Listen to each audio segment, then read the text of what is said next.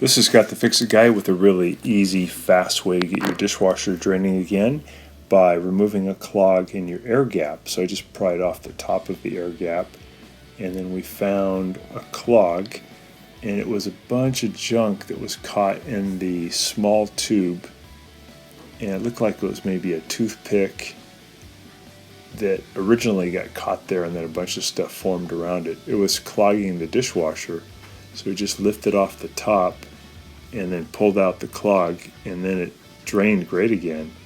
So to get that air gap off, you just pull the silver cap straight up, and then you have to pry off the plastic top. Sometimes they have a screw plastic top. Here's the thing again, it was a toothpick and then a bunch of stuff around it.